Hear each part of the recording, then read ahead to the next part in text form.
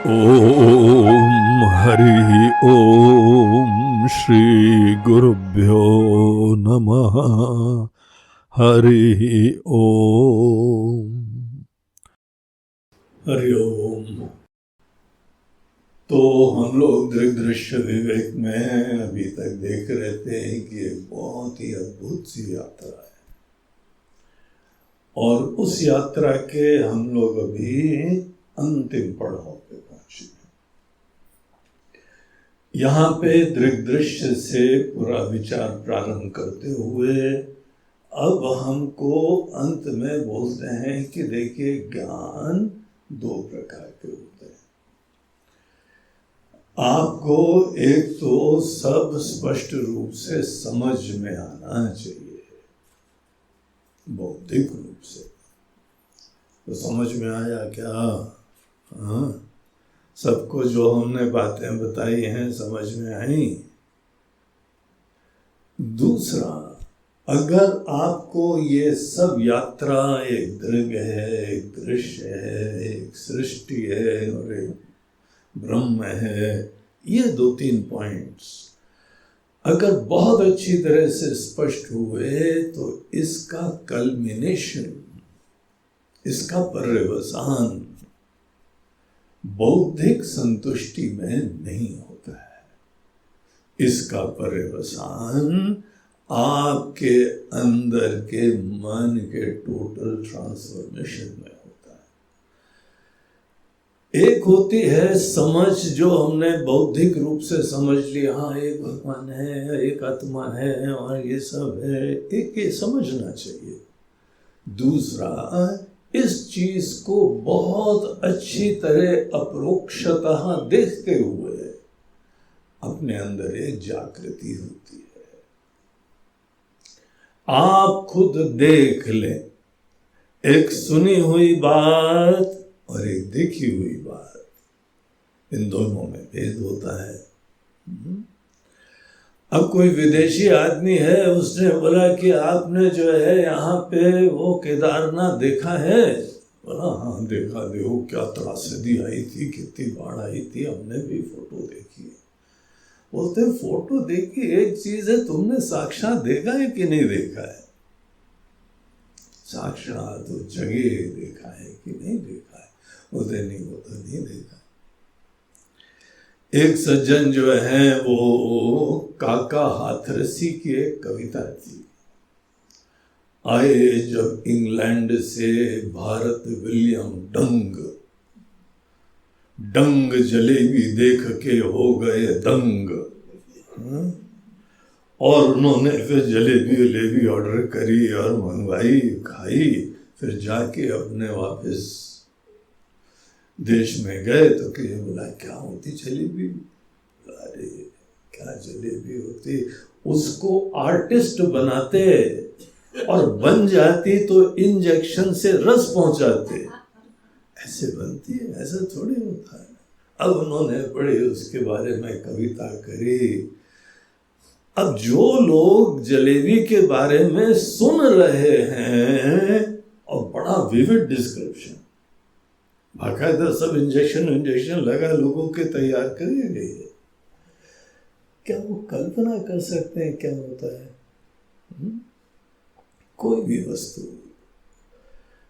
एक होता है ज्ञान जो अपने मन से विजुअलाइज करते हैं, श्रद्धा के द्वारा मन के अंदर निश्चय करते हैं, परमात्मा, आत्मा।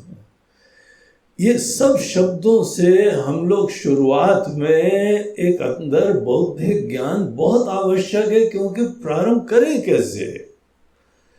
लेकिन अगर केवल एक इंटेलेक्चुअल एप्रिसिएशन होगा, मेंटल विजुअलाइजेशन होगा, श्रद्धा मात्र से धारणा होगी, मान्यता होगी, तो सपनों के लड्डू से कभी पेट थोड़ी भरेगा। कल्पनाओं के लड्डू से पेट नहीं भरने वाला। कल्पना प्रेरणा देती है, मन के अंदर जो ज्ञान है वो दिशा देता है, विश्वास दिलाता है, और फिर आगे बढ़ना चाहिए। और खत्म कहानी कब होती है? जब आप खुद देख लीजिए। अभी हो सकता है आपको हमने आत्मा परमात्मा की बातें बताई हैं, पूरे भाव से बताई है, पूरी श्रद्धा से बताई है, पूरे दिलो जान से बताई है, लेकिन आपको हम बताएं संभावना ये है कि हम गप्पे मार रहे थे। नहीं नहीं नहीं, इतने ज्यादा थोड़ी आप गप्पे दिखाई पड़ते, बीच बीच में थोड़ी गप मार देते होंगे, ठीक है। नहीं, हम बता रहे हैं आपको, सही बात है। ये हमारे गुरुजी ने पहले प्रवचन में हमको बताया। बोलते बेटा देखो, हम जनरली सीरियस रहते हैं, लेकिन हमारी आदत है, हम क्या करें, आदत से हम मजबूर हैं, हम बीच बीच में गप्पे मारते हैं। बोलते गुरुजी मत मारो, हम आपके एक एक शब्दों को पकड़ के मोती की तरीके से जैसे हमसे चुनता है, वैसे चुन चुन के हम अपने हृदय में रख रहे हैं। प्लीज गप्पे मत मारना, आई एम वेरी सीरियस। बोलते तुम सीरियस हो, ये तो बात हमको बड़ी खुशी है, लेकिन क्या करें, आदत से मजबूर है, मारते हैं गप्पे। बोलते फिर चारा क्या है?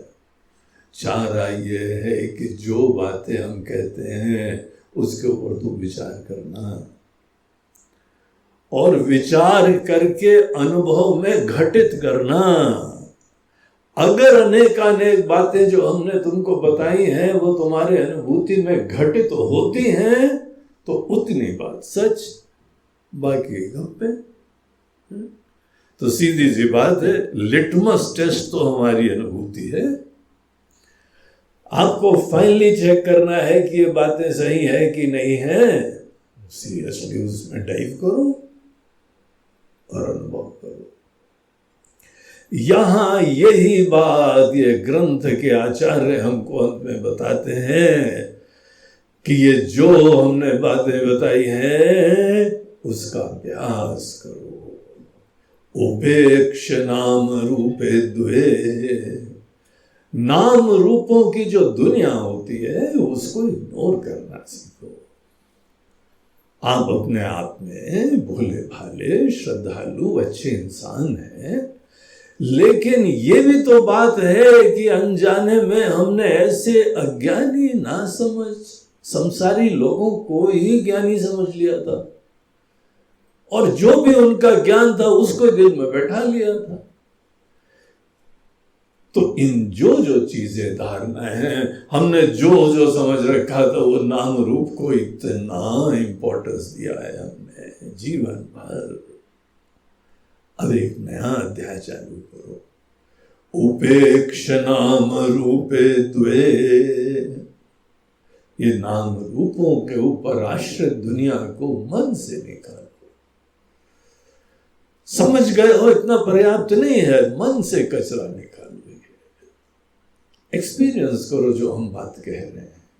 सच्चिदानंद तत्परा, और जो सत चित और आनंद, ये जो यहां पे तत्व है, इनके ऊपर ध्यान ले जाओ और तत्पर हो जाओ। उठते बैठते सोते जागते उसी में रमो। इस प्रकार से तुम करोगे तो तुमको जागृति होगी, साक्षात्कार होगा, खुद तुमको समाधि की अवस्था प्राप्त हो जाएगी। समाधि मतलब मन के अंदर पूरा शांत एक अखंड सत्ता। कहां जाएगा तुम्हारा मन? अगर सभी परमात्मा तुम देख रहे हो तो कहां जाएगा मन? मन बिल्कुल शांत रहेगा। तो केवल बौद्धिक ज्ञान तक नहीं, ये समाधि की सिद्धि तक सोचो। समाधि जो है केवल मन के अंदर उन तथ्यों को अपरोक्षतः देखने से प्राप्त हो जाती है। समाधि कोई क्रिया नहीं है, ये वेदांत है। देखिए, वेदांत में कर्म से कभी मुक्ति नहीं होती है। आप कुछ भी कर्म कर लो, हम आपको 10 प्रमाण बताएंगे कि कुछ फायदा नहीं है। लेकिन समझ, ज्ञान और कर्म 2 चीजें होती हैं। कर्म से अनित्य दुनिया में बहुत कुछ सिद्धियां करी जाती हैं, लेकिन कर्म से कभी कुछ परमानेंट प्राप्त नहीं होता है। जो कुछ कर्म से प्राप्त करोगे वो सब खत्म हो जाएगा, नश्वर है वो। थोड़े दिन में यादें रखोगे, एल्बम पुराने देखोगे कि देखो भाई हम लोग वहां थे और ये खाया था, ये पिया था और ऐसा था वैसा था।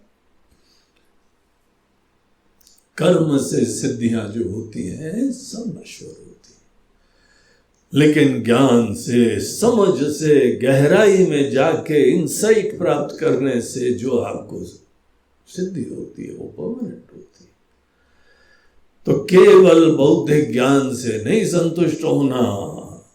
आपको बौद्धिक रूप से एप्रिसिएशन हो गया है, क्लैरिटी हो गई है, ये बहुत खुशी की बात है। हमको भी विशेष प्रसन्नता है जो व्यक्ति पूरी निष्ठा से, लगन से श्रवण करता है, मनन करता है और इस बातों को देख लेता है। इससे ज्यादा किसी भी गुरु को किस चीज में संतुष्टि है? तो ये बहुत प्रसन्नता की बात है कि आप समझ रहे हैं, लेकिन समझ के आगे खुद रियलाइजेशन होने चाहिए। इस रियलाइजेशन से ही समाधि प्राप्त हो जाती है। समाधि के लिए और कोई प्रयास नहीं करना पड़ता है, समझ को गहन बनाना पड़ता है। इसीलिए यहां आचार्य कहते हैं समाधिम सर्वदा कुर्यात। इसमें रमो, इसी चीज को रियलाइज करने के लिए डेडिकेट हो। और इस तरीके से हमको एक स्टेट ऑफ माइंड, एक जागृति वाली, रियलाइजेशन वाली अंतस्थिति, उसके लिए प्रेरणा देते हैं। देखिए, केवल पढ़ना पढ़ाना हो तो यूनिवर्सिटी में भी पढ़ाई हो जाती है ना। कॉलेज वाले में भी गए, जहाँ लो जरा तक दृश्य विवेक लो, श्लोक नंबर 1, श्लोक नंबर 2 खत्म हो गया। आज लकी श्लोक नंबर 31 है, खत्म हो जाएगा ये, है ना। इतना तो कहीं भी हो जाता है।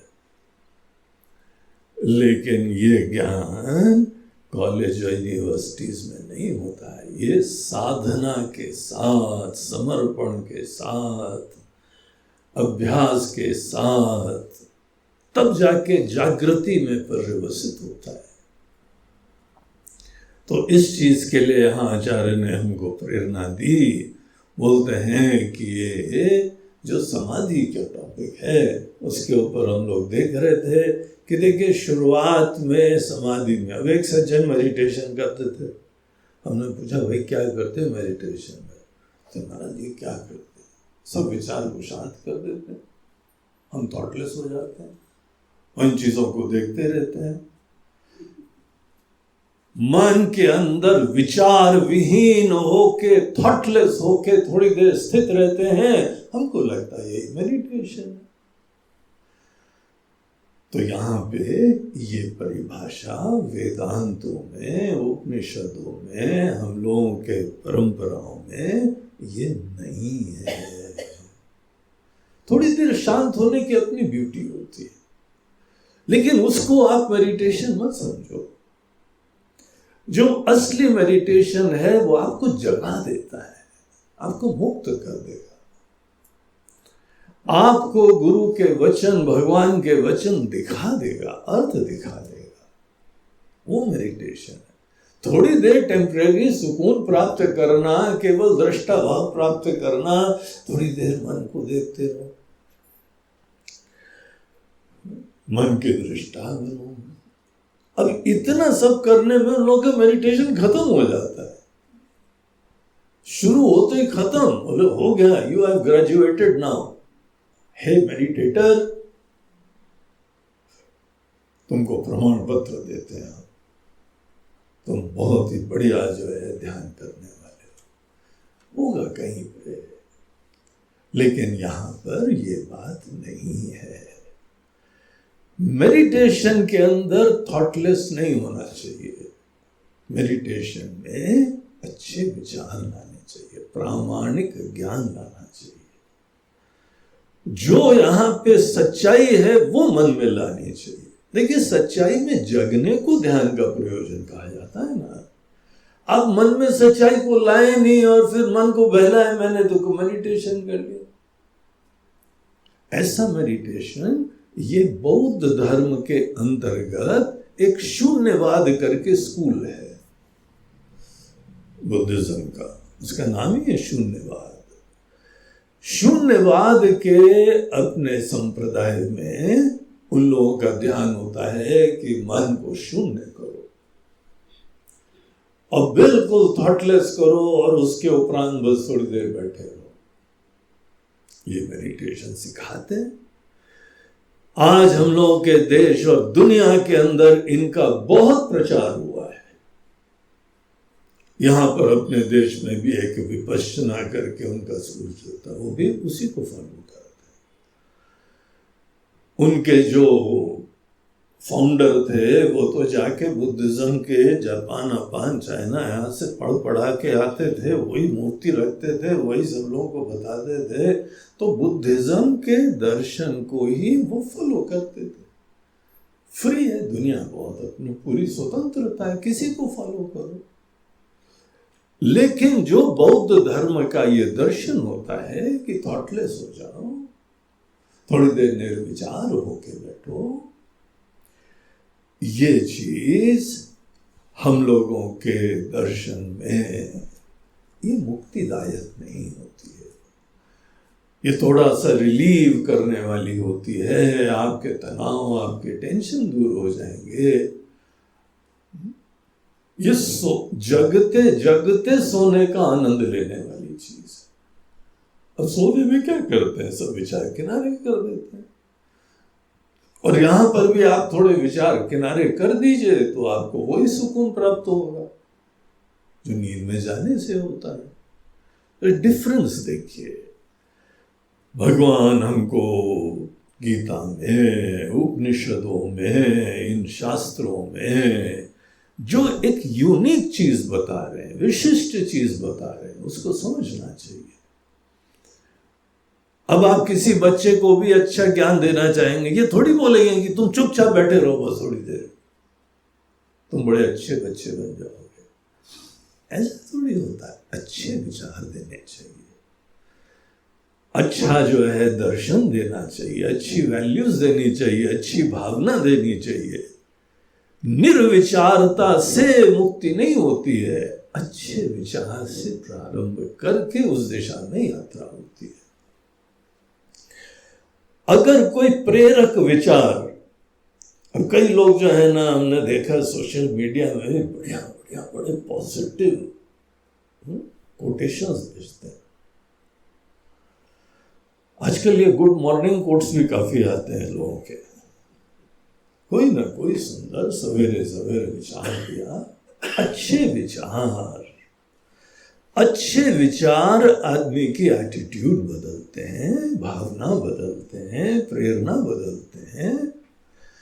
उसके उपरांत आप शास्त्रों का अध्ययन करिए, यहां पर भी बढ़िया बढ़िया विचार आते हैं, पूरी फिलॉसफी दी जाती है। जितने फिलोसोफर्स होते हैं ना, वो सब अपने अपने विचार देते हैं। और फिर हम लोग के वहां परंपरा तो जो है वो थी कि भाई आप अपने अच्छे विचार दीजिए, हम अपने अच्छे विचार देते हैं और देखते हैं, शास्त्रार्थ करते हैं, जिसके सबसे बढ़िया हो उसके स्वीकार करे जाए। ये वो देश है जहां शास्त्रार्थ होते थे अच्छे अच्छे विचारों का। तो अच्छे विचारों का आश्रय लेना, शून्य नहीं हो जाना। क्या सोचे महाराज जी, आपकी कृपा हो गई, सब आनंद ही आनंद होते हैं, वापिस आओ दुनिया में, तुम बहुत मुंगेरी लाल बन रहे हो, हसीन सबने लैंड करो। ऐसा नहीं होता है, तुम भ्रमित हो रहे हो, गलत मार्ग पे जा रहे हो। अच्छे विचार का आश्रय। पौनः पुण्येन श्रवणं कुर्यात्, बार बार अध्ययन करो, शास्त्र का चिंतन करो, भगवान के प्रति श्रद्धा का परिचय दो, भगवान की बातों को अच्छी तरह समझने की कोशिश करो। हम लोगों को हमारी जड़ों से दूर करने के लिए जब कोई आते हैं ना, तो हमको शास्त्रों से दूर कर देते हैं, बस हमारा पतन हो जाएगा। अंग्रेजों ने क्या करा, हमको हमारे शास्त्रों से दूर कर दिया, बस उसके बाद सत्यानाश हो गया समाज का। आप किसी भी व्यक्ति को शास्त्रों की श्रद्धा से विहीन कर दो, वो क्या है यार, इसमें तो सब विचार विचार है, विचार विहीन हो। अल्टीमेट आपका हितैषी नहीं है, आपका दुश्मन है, बहरूपिया है, आपका नुकसान करने वाला। हम अपने भगवान की बातें समझें कि तुम्हारी बातें समझे? हमको चॉइस है कि किसके प्रति श्रद्धा रखनी है भाई।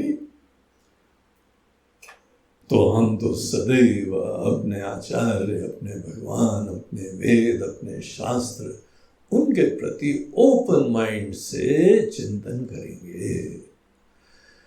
तो इसीलिए विचार शुरुआत में छोड़ने नहीं चाहिए। ये बहुत बड़ी गलती चारों तरफ प्रचलित है। अच्छे विचार लाओ, सवेरे से अच्छा अध्ययन करो, शास्त्र का चिंतन करो। जब आदमी अच्छे विचार लाता है तो भी मन में खुशी होती है, शांति होती है, बल होता है, प्रेरणा होती है, मन के अंदर समत्व होता है। अब जैसे तुलसीदास जी बोलते हैं, सब चीजें राममय हैं। अब ये बात को समझना कितनी अच्छी बात है।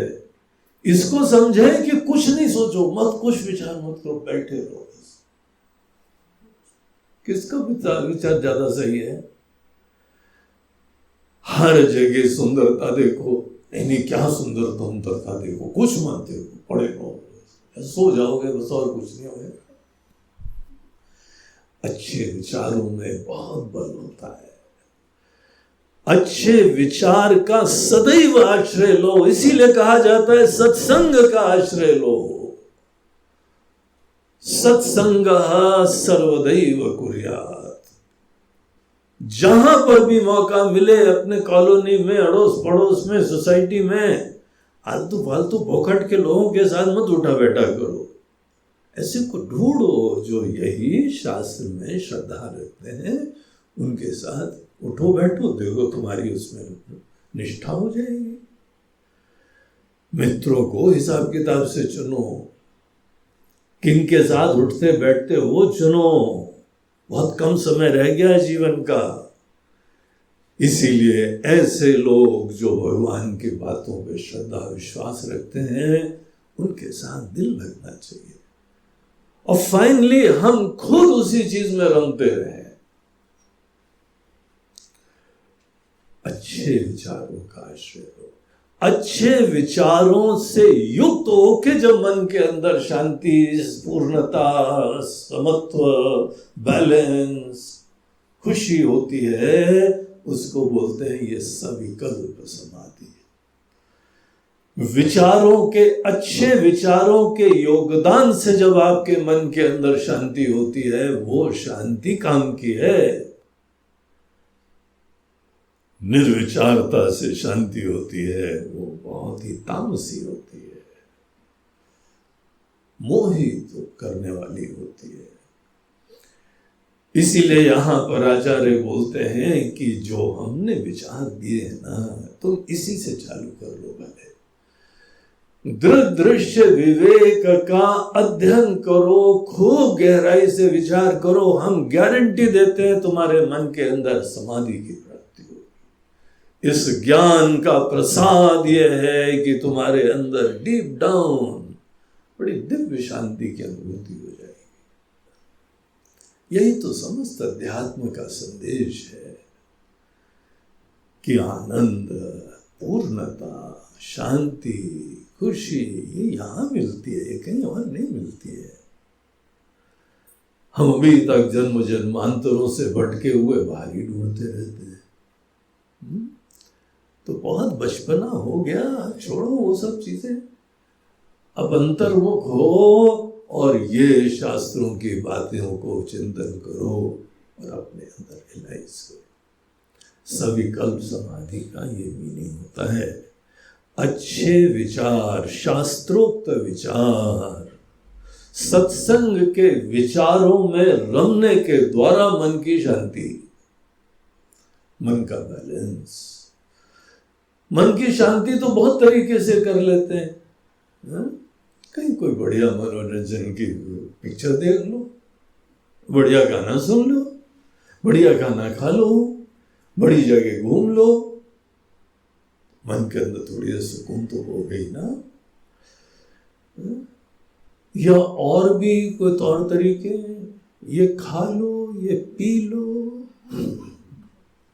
थोड़ी देर के लिए वो भी शांत हो जाते हैं।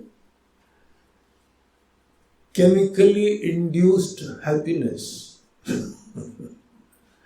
ऐसे जो है कोई दारू वारू की बोतल खोली जाए, चलो दिन भर की थकान दूर हो जाएगी, या थोड़ा तो लो। पीने वाले ऐसे ही प्रेरणा देते हैं, और पीने वालों को कोई ना कोई चाहिए उनका गिल्ट दूर करने के लिए। वो भी तो शांति प्राप्त करते हैं, कहीं घूमने से, कोई खाने से, कोई भोग से, कोई सेंसुअल ग्रेटिफिकेशन से सुकून मिलता है थोड़ी देर के लिए।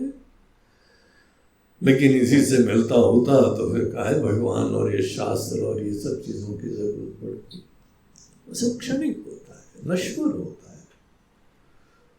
दिल बहलाने के लिए ख्याल अच्छा है गालिब, केवल थोड़ी देर के लिए मन बहलाया जाता है। लेकिन अगर किसी को बहुत गहराई में जाना है, जीवन को ऊंचाइयों तक ले जाना है, तो we have to become very serious. और ये शास्त्रों के अंदर डुबकी मारनी पड़ती है। तो ये बात यहां बता के बोलते हैं, सविकल्प समाधि का अभ्यास करो अच्छे विचारों के द्वारा। और वो अच्छे विचार, हम देखो थोड़े पर्टिकुलर हैं अच्छे विचार के मामले में। हम इतने डेमोक्रेट नहीं हैं कि कोई भी धर्म चलेगा, कोई भी फिलॉसफी चलेगी, किसी भी अरे गहरे नथु कहरे का विचार हम ले लेंगे, ये अच्छे, ये भी अच्छे। महाराज जी काफी फॉलोअर्स हैं इनके। सबसे ज्यादा फॉलोअर्स पता है दुनिया में आज किसके हैं? चारवाक, मेटीरियलिस्ट, भौतिकवादी, संसारी। वो मूर्ख लोग सदैव बाहरी आनंद ढूंढते रहते हैं। ये खाया, ये पिया, यहां घूमे, वहां घूमे, ऐसा दिमाग है, उनको लगता है बाहर से आनंद आता है। बचपन आया है, केवल इमेच्योरिटी है। अगर आप केवल यही मेजॉरिटी वोट से किसी सच्चाई को जानना चाहो तो संसारी लोग टॉप में है, उनको फॉलो करो। लेकिन सब जानते हैं, बेचारे संतप्त हो गए, दुर्दशा है उनकी। इसीलिए अच्छे विचार का आश्रय लो, अर्थात ये शास्त्र के, वेदांत के विचार का आश्रय लो, वेदांत के प्रति श्रद्धा का परिचय दो। यही हमारे दादा परदादा पूर्वज ऋषि मुनि सब लोगों का कोई गोत्र है ना, होता है ना गोत्र हम लोग के वहां। क्या होता है गोत्र? वो ऋषि आपके पूर्वज थे। अपने ही पूर्वजों के द्वारा दिया ज्ञान कम से कम खुले मन से सुनो, विचारो। और वो सब यही वेदांत की बातें इस देश में करा करते थे। बौद्ध धर्म के अवलंबियों के साथ शंकराचार्य जी ने शास्त्रार्थ करा, सब परास्त हो गए। या तो देश छोड़ के भाग गए, कोई तिब्बत चला गया, कोई सीलोन चला गया, कोई बर्मा चला गया, कोई चीन, कोई जापान, सब बौद्ध लोग आ गए यहाँ से। और आजकल वहाँ काफी संपन्नता है, इसलिए वहाँ से इंपोर्ट हो रहे हैं। और हम लोग के वहाँ पे सब तहस नहस हो गया, परंपराएं, मंदिर, और कोई इसने मंदिर तोड़ के यहाँ ये बनाया, वो बनाया।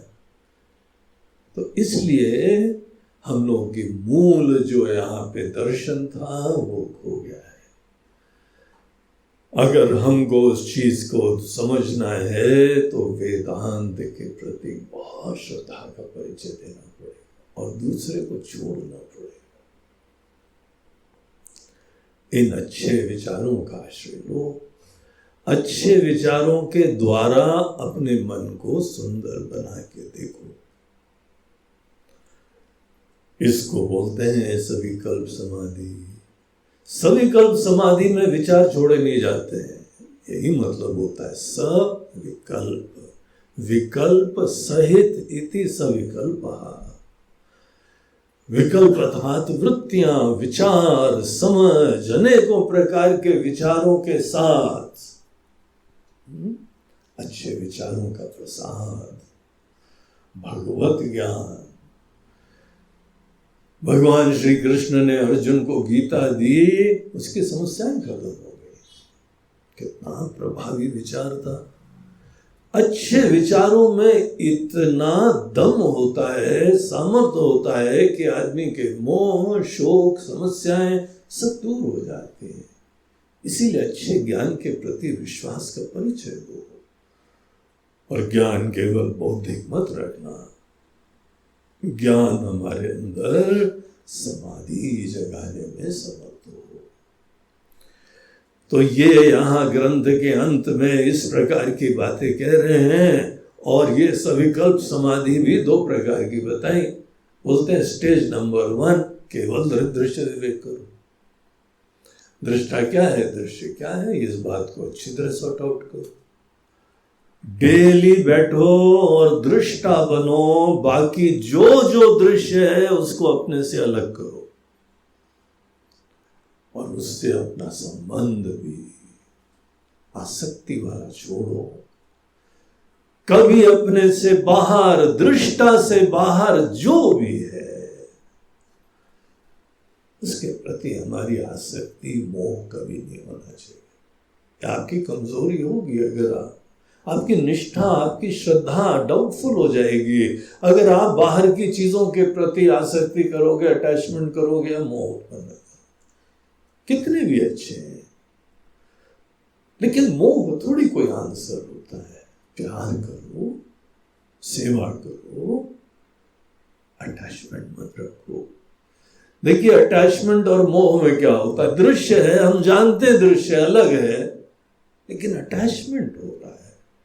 इसको दोष समझो, इसको गुण मत समझना। और जहां पर भी अटैचमेंट होगा वहां ना आपका हित होगा ना दूसरे का हित होगा, ध्यान रखना। और अगर सच्चा प्यार होगा तो आपका भी हित होगा, दूसरे का भी हित होगा। जो जो दृश्य है उसको अच्छी तरीके से अलग देखो, माया का विलास देखो और उसके प्रति अटैचमेंट और मोह सब छोड़ो। यहां दुनिया में बहुत अच्छे अच्छे लोग होते हैं, लेकिन ये थोड़ी है कि अच्छे लोग हैं तो अटैच हो जाओ। अरे जी, हमारे अंदर अटैचमेंट का प्रॉब्लम है। कोई हमसे हंस के बात कर ले तो अटैच हो जाते हैं, कहीं थोड़ा सा आनंद मिल जाए तो अटैच हो जाते हैं। जैसे रेलवे स्टेशन में बेंचें होती ना, एक जगह कोई मिल जाए सोने को, ये हमारी बेंच, अटैच। वो तुम्हारी बेंच है, ये हमारा घर, ये हमारा, ये अटैचमेंट के साथ ही संबंध हो, ये कोई आवश्यक नहीं होता है। ये कमजोरी का लक्षण होता है। अटैचमेंट में हम किसी को पकड़ के जीना चाहते हैं। पकड़ने की क्या जरूरत है? सेवा करो, सबका जो है कल्याण करो, तुम प्यार दो, सबका हित करो, आश्रित मत होना। ये दृश्य है, नश्वर है, मायामय है। इस ज्ञान का आश्रय लेते हुए समस्त दृश्य के प्रति अनासक्ति प्राप्त करो। और अगर दृश्य के साथ हमारी आसक्ति, मोह खत्म नहीं होता है तो हम कभी दृष्टा में निष्ठ नहीं हो पाएंगे। दृष्टा की ब्यूटी कभी हमारे अनुभव का विषय नहीं बन पाएगी। इसीलिए हमको यह अभ्यास करना चाहिए। समस्त दृश्य चीज, यहां किसी को छोड़ने को नहीं कहा जा रहा है। हम ये नहीं कह रहे हैं अपना घर छोड़ दो, हम ये नहीं कह रहे हैं अपने बीवी बच्चे छोड़ दो, माता पिता पति पत्नी किसी को छोड़ने का नहीं। स्वस्थ संबंध, सुंदर संबंध, देने की प्रधानता रखो। जहां लेने की प्रधानता रखोगे तो आसक्ति आ जाएगी। अपर हैंड रखो। बाकी सब लोग थोड़ा देते हैं, तुम ज्यादा देने की कोशिश करो, फिर आसक्ति कभी नहीं होगी। तुम दे नहीं पाओ और बोलो भैया हाँ तुम बहुत देते हो, प्लीज देते रहो। अब कई लोग आते हैं, गुरुजी बड़ी कृपा है, बनाए रखिएगा। अरे बोंदू मल, तुम्हारे बोलने से हमने दी थी क्या कृपा तुमको? तुम्हारे सजेशन के उपरांत क्या हमने पहले दिन भी तुमको कोई कृपा दी थी? तुम हमको क्या बता रहे हो? संकोच नहीं होता है क्या? शर्म भी नहीं आती? महाराज जी बनाए रखिएगा। Okay, thank for your kind information. आपने बता दिया, बड़ा अच्छा हुआ, नहीं तो हम कल देने नहीं वाले थे। कैसा गधा है पूरा। अनेकों लोग तो गुरु के पास आते हैं केवल प्रॉब्लम के लिए। वो वाले भक्त जब दिखाई पड़े तो सीधे पूछना पड़ता, आजकल क्या प्रॉब्लम है भाई? वो शक्ल ही नहीं दिखाएंगे ऐसे। और गुरु पूनम आएंगे, बीच में नहीं दिखाई पड़ेंगे। वो ज्ञान है से मतलब ही नहीं है कुछ उनको। पहले जीवन को उलझा देंगे, आसक्ति, आग्रह, अभिमान, इन सब चीजों के अंदर रगे हुए मन डिस्टर्ब हो जाएगा। और फिर बोलते हैं बस गुरु पूनम आने वाली है, अभी गुरु जी के पास जाता हूँ, गुरु जी बड़ी प्रॉब्लम है। ऐसे थोड़ी कुछ ज्ञान होता है। तुमने पता नहीं गुरु को क्या समझ रखा है कि हमारी प्रॉब्लम को हटाने के लिए एंटीबायोटिक है। जब प्रॉब्लम ज्यादा हो जाएगा ना तो चले जाएंगे। आजकल बहुत दिन से दिखाई नहीं पड़े, महाराज जी आजकल बड़ी कृपा है आपकी, कोई प्रॉब्लम ही नहीं है। ऐसे लोगों को ज्ञान देने के लिए आप सोचो क्या करना पड़ेगा।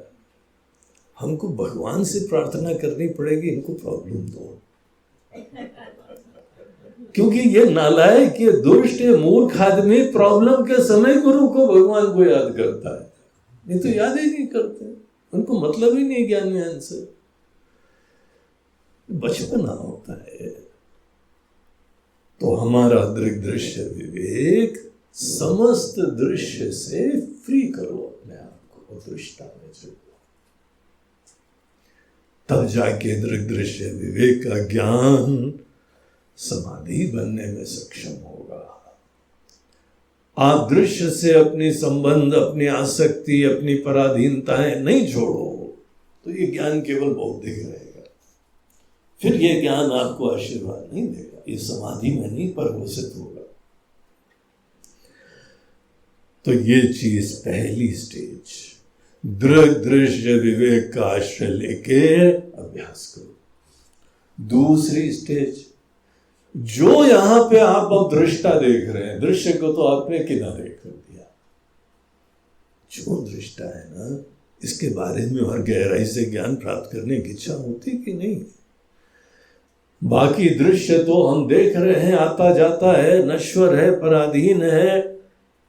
ये दृष्टा के बारे में और गहराई से ज्ञान जब प्राप्त करना हो तो शास्त्रों के शब्दों का आश्रय लेना पड़ता है। शास्त्रों का ज्ञान प्राप्त करना होता है, वो हमको और डीपर इंसाइट्स प्रदान करते हैं। तो जैसे दृश्य विवेक का हमने खूब अभ्यास करा, अब शास्त्रों के अध्ययन का अभ्यास करो। अब यहां पर देखिए, हम लोगों के आश्रम में आप लोग भी आते हैं, तो आपको हम ज्ञान ही तो देते हैं शास्त्रों का। और अगर कैंप के बाद आए कभी आप, कैंप के बाद आने में जो है ना, बहुत ही यहाँ परम शांति रहती वातावरण में भी, कोई काम ही नहीं रहता है। भोजन बनाना, सबको खिलाना और ये करना, कुछ नहीं रहता। सब केवल हमारे स्वामी जी लोग वो लोग, हम लोग बैठ के चिंतन करते हैं, वेदांत चिंतन करते हैं, और बहुत गहराई से, मस्ती से, कोई खत्म करने की चिंता ही नहीं होती है। आजकल हम लोग का मुंडको उपनिषद चल रहा है, पता है कितने समय से चल रहा है? 6 साल। 6 साल से ये उपनिषद का अध्ययन चल रहा है। अब जाके आखिरी अध्याय में पहुंचे हम लोग। अभी 3 मंत्र बचे हुए हैं। ऐसा मस्ती से करते हैं जैसे गाय जुगाली करते हैं ना, थोड़ा चारा ले लिया मुंह में और चबा रही है। ऐसे जुगाली करनी पड़ती है शास्त्र की। तो शास्त्र के ज्ञान से हमको इसी दृष्टा की डीपर इंसाइट प्राप्त होती है। जैसे जैसे आपको शास्त्र का ज्ञान अच्छा होता जाए तो आपकी समाधि दृढ़ होती जाती है। उसको क्या बोलते हैं? शब्दानुविद्ध सविकल्प समाधि। एक दृष्टा के ऊपर अभ्यास करने की समाधि और एक शास्त्रों के शब्दों के ऊपर गहराई से चिंतन करने के द्वारा और समाधि। जब आपको इसकी समाधि प्राप्त होती है और आप अपने अंदर तृप्त, शांत, कृतार्थ होते हैं, तब निर्विकल्प समाधि की प्राप्ति होती है। तो ये पूरा जो है वह एक प्लान ऑफ एक्शन, ये एजेंडा है। अब इसी के बारे में यहाँ 23 श्लोक में चर्चा करी थी। अब 24 और 25वें श्लोक में हमको यही बात समझा के बता रहे हैं। कामाद्या चित्तगा दृश्या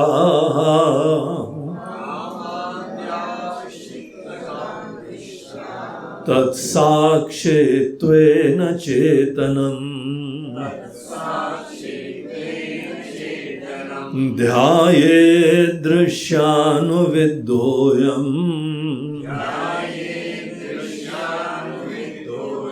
समाधि सविकल्पकः असंग सच्चिदानन्दः स्वप्रभो द्वैतवर्जितः अस्मीति शब्दविद्धोऽयम्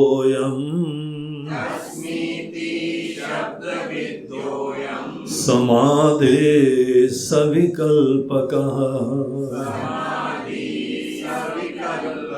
स्वानुभूतिरसावेशात्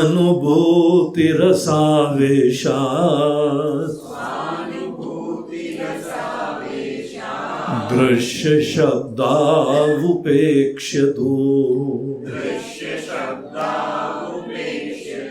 निर्विकल्प समाधि स्यात् निवात स्थित दीपवत्। जो व्यक्ति दृग दृश्य विवेक से प्रारंभ कर रहा है उसके लिए समाधि की 3 स्टेजेस इन 3 श्लोकों में बताई गई। दृग दृश्य विवेक के संदर्भ में आप दृग दृश्य विवेक, और दूसरा विवेक कौन सा था? ब्रह्म सर्ग विवेक। तो ब्रह्म सर्ग विवेक को भी हम देखेंगे। अभी पहले दृग दृश्य विवेक में पहले दृग दृश्य विवेक को माध्यम बना के मन को समाधिस्थ करो, शांत करो। आप समाधि बस यही समझ लीजिए, मन को शांत करो। दृग दृश्य विवेक के द्वारा मन को शांत करो। दूसरा है जो दृष्टा यहां देख रहे हो, शास्त्रों के कुछ और गहराई के ज्ञान के द्वारा और शांति को दृढ़ करो। और फिर तीसरी जो है निर्विकल्प की स्टेज, जहां पे आपको सब विचार अब जरूरत नहीं पड़ते हैं, सहज रूप से शांत होके एक दिव्य सी अवस्था की प्राप्ति होती है। ये 3 स्टेजेस। दृश्य शब्द निर्विकल्प। तो देखिए पहली वाली चीज 24वें श्लोक में बताई है, कामाद्या दृश्य कामाज्ञा चित्तगा दृश्य तत्साक्षित्वेन चेतनम।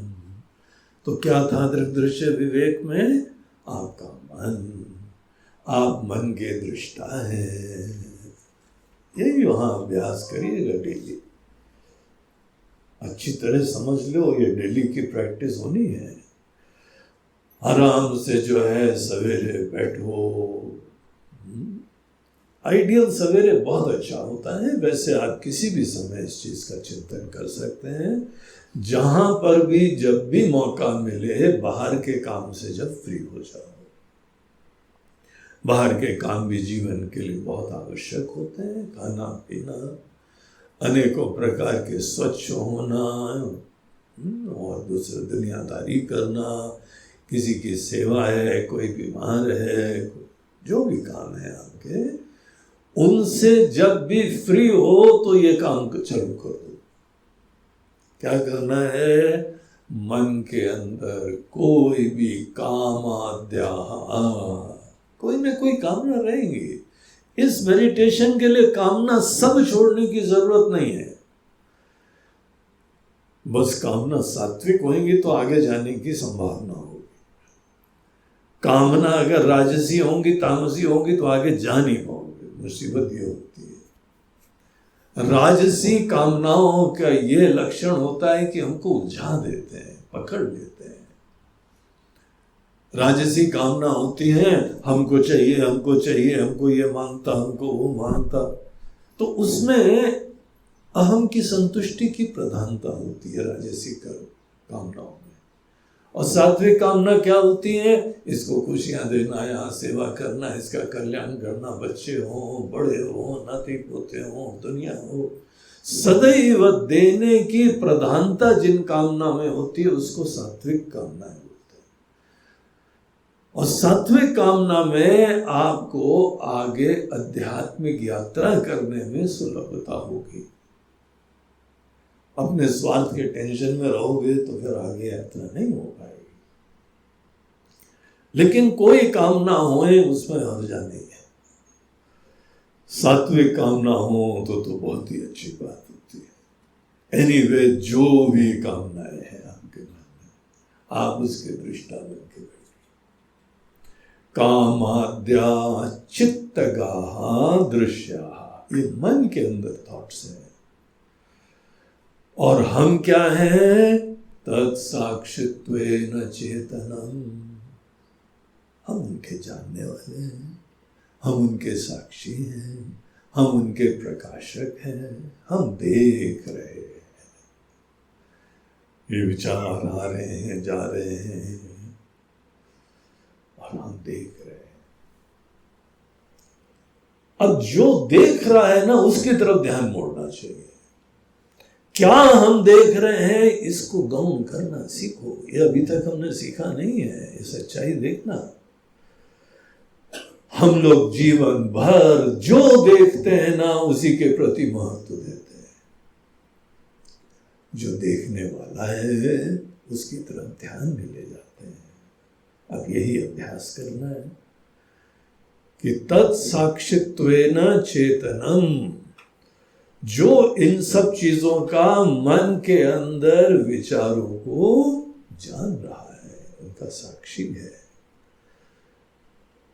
और साक्षी हो के बैठो, साक्षी हो के पिक्चर देखो, साक्षी हो के बाहर पहाड़ के नजारे देखो, साक्षी हो के अनेकों पक्षियों का कलरव सुनो, साक्षी हो के अपनी बगिया के फूल देखो, साक्षी हो के ही भोजन का आनंद लो। हम साक्षी हो के सब कर सकते हैं। साक्षी तो है ही है, लेकिन साक्षी हो के मतलब हमारे अंदर उसकी अवेयरनेस हो, उसकी प्रधानता हो, उसका महत्व हो। तत्साक्षित्वेन चेतनम, ध्याये दृश्यानुविदोयम समाधि सविकल्प का। केवल साक्षी बन के बैठने से आप डिटैच हो जाते हैं। दृश्य का कोई प्रॉब्लम हमारा प्रॉब्लम नहीं होता है, और दृश्य भगवान संचालित कर रहे हैं। जब भगवान संचालित कर रहे हैं तो हम अपने ऊपर काय बोझा लें? कोई टेंशन नहीं हमको। और ये हमारा जी दुनिया कैसे चलेगी, खाना कैसे होएगा, और आश्रम कैसे चलेगा आपका? बोलो टेंशन मत लो। जब आश्रम बनाया तो तुमसे तुमने पूछा था क्या? हमारे भगवान थे, हमने उनका हाथ पकड़ा, उनके चरण पकड़े, तब से यात्रा कर रहे हैं। और धीमे धीमे यही तो हमारे अंदर निश्चय होता चला गया, और हम बाहर से निश्चिंत होते चले गए। घर छोड़ा, दुनिया छोड़ी, काम धंधा छोड़ा, गुरु का आश्रम भी छोड़ा। हम लोग के वहां तो गुरु का आश्रम हो गया, छोड़ते नहीं है तो गुरु जी डंडा देते हैं, लो बेटा चलो, कमंडलू लो और डंडा लो, चलो आश्रम से बाहर। नहीं मगर गुरु जी हम आपसे चरणों में रहेंगे। बोलते हैं हमारा चरणों का पता क्या असर है? जरा पीछे मुड़ो, अरे चरण लगा के डरते हैं पीछे, फिर भाग गया। ब्रह्म ज्ञान प्राप्त करा और आश्रम में बैठे रहोगे, घर के अंदर बैठे रहोगे, सुरक्षा चाहिए तुमको, आत्मबल नहीं है तुम्हारे पास, भरोसा नहीं अपने पास। हमने देखा है हमारे आश्रम में भी थे, जो कमजोर लोग थे वो बाहर ही नहीं निकल पाते। जिनको ज्ञान का बल मिल जाता है वो दुनिया में निकल जाते हैं। तो यहां पे सब धीमे धीमे छोड़ते गए। हमारे गुरुदेव ने तो हमको वहां अपने आश्रम में टॉप मोस्ट पद दे दिया था। आश्रम के वहां हिमालय के आश्रम के आचार्य तो हम 2 सेशन तक रहे, फिर बंबई आश्रम भेज रहे थे, वहां के तुम आचार्य बनो। बोला यार ये तो चक्कर में पड़े हुए हैं, हमने तो सन्यास लिया है, यहाँ सन्यास वन्यास कुछ नहीं, तो अपना रॉयल ट्रीटमेंट ही चल रहा है। जहां जाओ तो है टिकट आ जाएगी, गाड़ी यहाँ जाएंगी, भक्त आ जाएंगे, कार्यक्रम का आयोजन हो जाएगा। हम तो कुछ कर ही नहीं रहे ज्यादा। हमने अपने गुरु जी से बोला, गुरु जी हमको आपका वो रूप याद आता है जब आपने सब छोड़ छाड़ के कमंडलू होके निकल लिए थे, अब किधर वो ट्राई करना है। बोलते हैं यार तुम लोगों के लिए आश्रम बनाया हो, तुम ही भाग रहे हो। मैं बोला भाग नहीं रहे, हम तो आपके ज्ञान में निष्ठ हो रहे। अरे संन्यास्त तो हो, ज्ञान तो आपका हमारे दिल में है, हम आश्रम क्यों पकड़े रहे? छोड़ दिया। इतनी व्यवस्था, करोड़ों की संपत्ति, स्थान, प्रतिष्ठा, कुर्सी, ट्रस्टी, आचार्य सब होते, एक क्षण में सब छोड़ दिया। I am not interested, I am not meant for this. हमारा जीवन ही किसी और चीज के लिए। तो जो सबको छोड़ रहा है उसको किसकी चिंता होगी? कैसे चलेगा आश्रम? अरे चलेगा क्या? हमको तो चिंता तुम्हारा जीवन कैसे चला है। हमारी बात छोड़ो, तुम्हारा ज्ञान, तुम्हारी अकल, तुम्हारी बुद्धि, इसको सुंदर कैसे बनाए, हम तो ये सोचते हैं। आश्रम का तो नहीं सोचते हैं हम।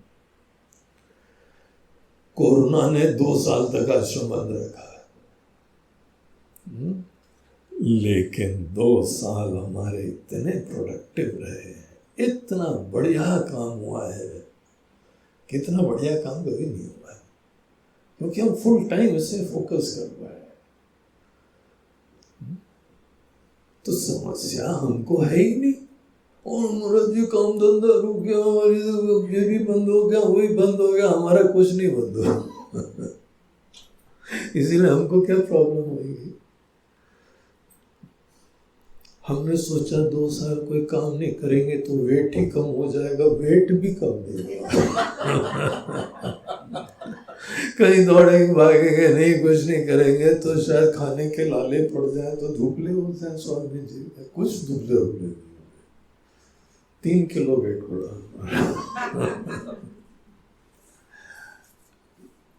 कोई प्रॉब्लम, जबरदस्ती ले लो तो अलग बात है, कोई प्रॉब्लम है ही नहीं। गीता के अंदर भगवान कहते हैं कि योग क्षेमं वहाम्यहम् अनन्याश्चिन्तयन्तो माम ये जना पर्युपासते। अनन्य होके दिल से हमारा चिंतन करो, हम तुम्हारे जीवन में सब देखभाल करते हैं, तुम फोकट में बेवकूफ आदमी हो, सोच रहे हो हम कर रहे हैं, भगवान कर रहे हैं। तो जहां तक दृश्य की दुनिया है ना, दृश्य दुनिया भगवान ने बनाई है, भगवान चला रहे हैं, और भगवान जब चाहेंगे यहाँ सबको किसी को भी जाना पड़ेगा। ये सब उनका खेल है। हम जबरदस्ती का टेंशन ले इसी चीज का। हम तो फुल टाइम दृष्टा के बारे में समझने के लिए समर्पित हो जाए। साक्षी को पहले दृश्य विवेक से उस दृष्टा को पकड़ो, और फिर शास्त्रों के ज्ञान से उसकी गहराई प्राप्त करो। तो ये यहाँ पे शास्त्रों के ज्ञान से क्या मतलब है आपका, तो 25वें श्लोक में दिखाते हैं कि वो शास्त्र क्या बताते हैं इसके बारे में। असंगः सच्चिदानंदः स्वप्रभो द्वैतवर्जितः। ऐसी बातें हमको दृष्टा के बारे में बताते हैं। ये जो साक्षी है, जो दृष्टा है, वो कैसा है बोलते देखो जरा, इसकी ब्यूटी देखो। असंग रहता है, असंग। कभी दृष्टा जो है ना किसी दृश्य को नहीं पकड़ता है। संग हमारा वस्तुतः दृष्टा दृश्य का नहीं होता है, मन की आसक्तियां हो जाती है। दृष्टा तो वे भी असंग है। दृष्टा बाय इट्स वेरी नेचर असंग है, डिटैच्ड है, अनटेंटेड है, किसी चीज से स्पृष्ट नहीं है, अस्पृष्ट है, अछूता है। कैसा भी दृश्य आ जाए, यहां पे सूर्य देवता अगर गंगा जी को प्रकाशित कर रहे हैं या नाली को प्रकाशित कर रहे हैं, कि सूरज की किरणें गंदी हो जाती है। अरे सूर्य देवता आप तो जो है नाली को प्रकाशित कर रहे हैं, और वो भी काशी की गंदी नालियां।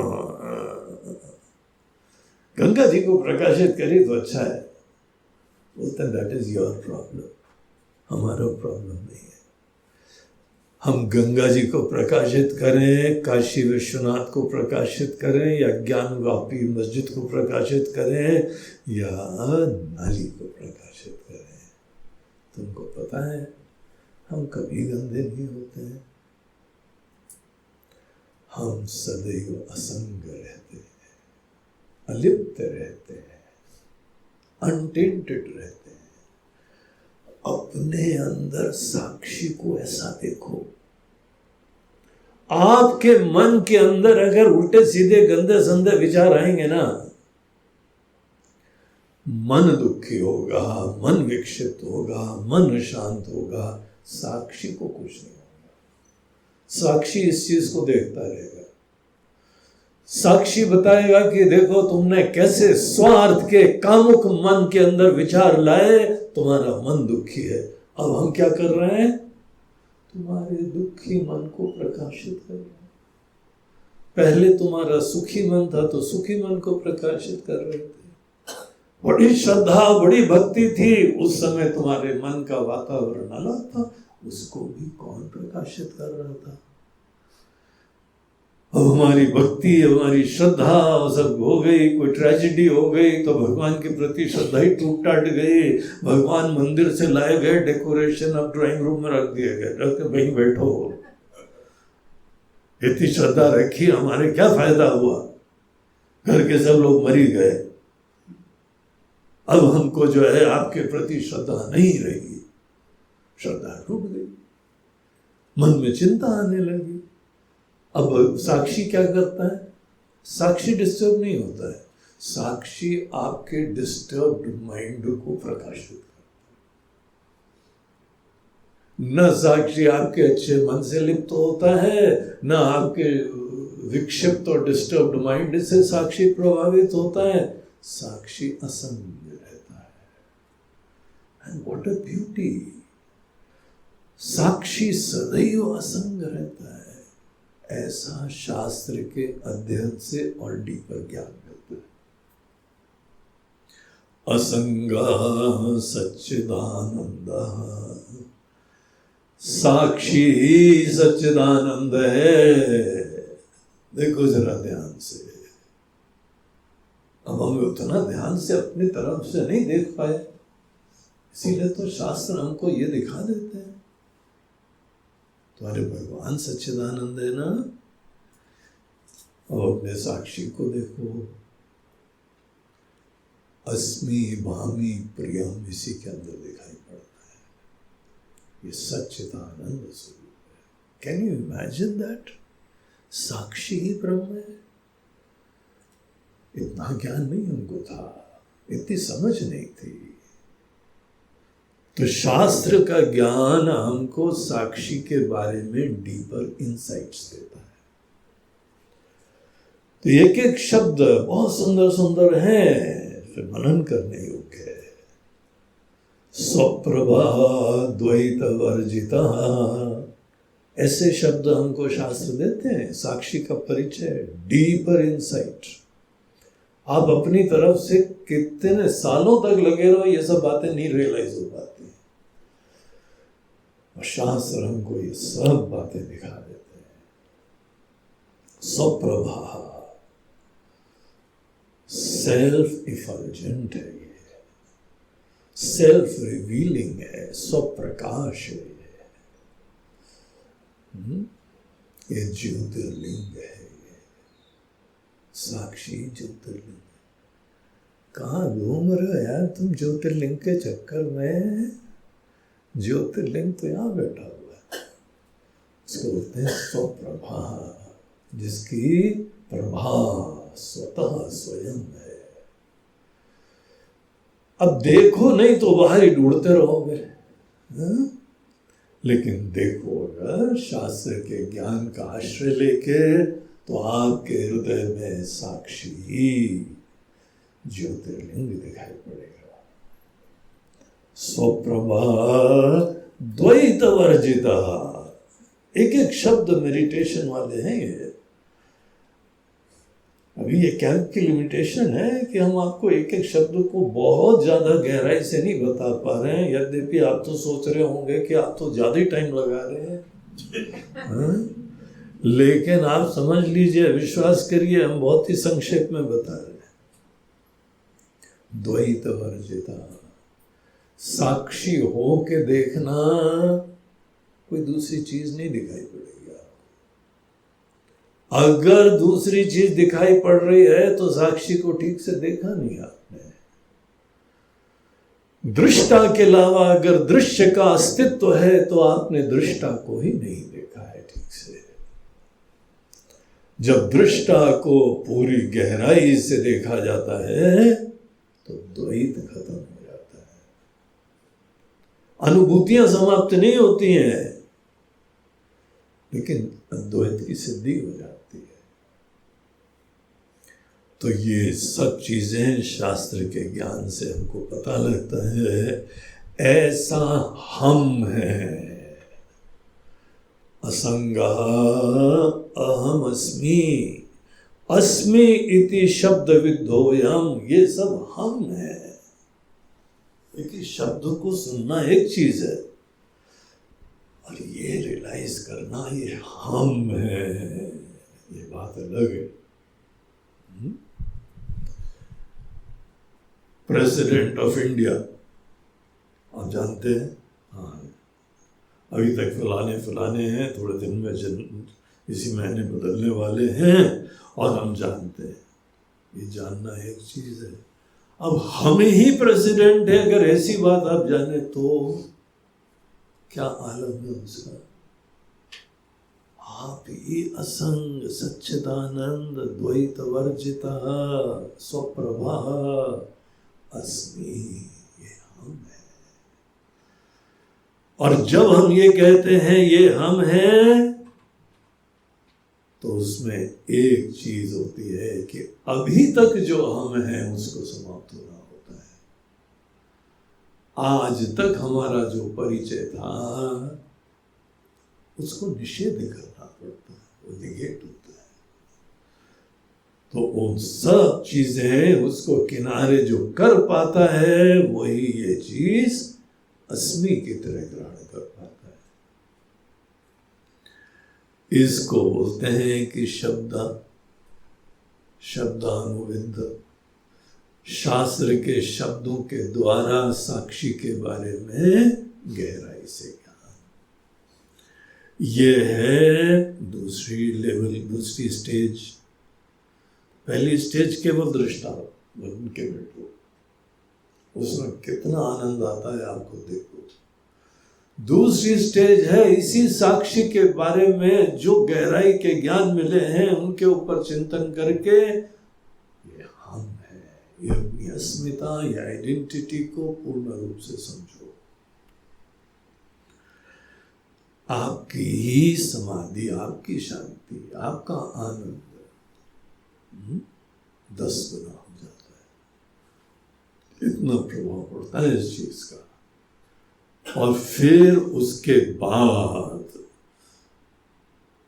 निर्विकल्प समाधि के लिए कोई पुरुषार्थ नहीं करना पड़ता। पुरुषार्थ केवल सविकल्प समाधि के लिए होता है। पुरुषार्थ होता है सेल्फ एफर्ट। सेल्फ एफर्ट केवल सविकल्प समाधि के लिए ही होता है। और निर्विकल्प समाधि में क्या होता है? आपकी यही प्रैक्टिस जो दृश्य और शब्द वाले लेवल की थी, उसी प्रैक्टिस से स्वानुभूति रसावेशात् दृश्य शब्दावुपेक्षतु, तो आपके अंदर एक दिव्य आनंद, आप ही परमात्मा से एक हैं। परमात्मा से एक होने का मतलब क्या है? पता होना चाहिए, अनुभव होना चाहिए। अब कई लोग छोटा मोटा ज्ञान प्राप्त करते होते हैं, महाराज जी हम ही परमात्मा है, हम ही ब्रह्म है। ऐसे थोड़ी ब्रह्म होते हैं। पहले ब्रह्म तुम्हारे प्रियतम बनते हैं, तुम्हारे सर्वस्व बनते हैं, तुम्हारे सर्वे सर्वा बनते हैं, और फिर अपने प्रियतम से एक होने का आनंद क्या होता है ये तब समझ में आता है। अभी वो परमात्मा तुम्हारे प्रियतम नहीं बन पाए। को प्यार करना पड़ता है, महत्व देना पड़ता है।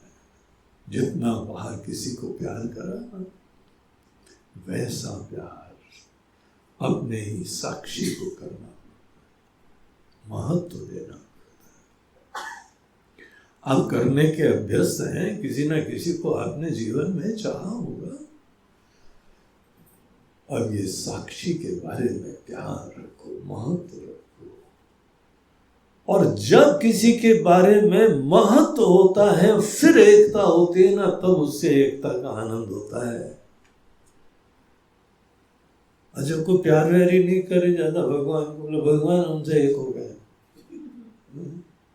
और उसके बाद क्या प्रश्न, आज खाने में क्या बना है? वही संसार, वही दुनिया, वही हम। नाम के लिए हम भगवान से एक हो गए। तो ऐसे में नहीं, यहां बोलते हैं स्वानुभूति रसावेशात्, रस की अनुभूति हो, आनंद की अनुभूति हो। और ये अपने ही अंदर ब्रह्मानुभूति, आनंद की अनुभूति, आपके सबसे महान प्रियतम उनसे एकता, उस आनंद का आवेश आता है। धीमे धीमे आनंद बढ़ता है, फिर आवेश आता है, ऐसा तीव्र। जैसे क्रोध का आवेश आता है, काम का आवेश आता है। देखिए आवेश शब्द कहाँ यूज होता है, कैसे यूज होता है? जब काम का झोंका आता है, भूत चढ़ जाता है काम का, बोलते हैं इसमें तो आवेश आ गया भाई पूरा, और क्रोध का आवेश आया इनके अंदर इस समय, भयंकर क्रोध, बोलते हैं क्रोध का आवेश आया, झोंका आया।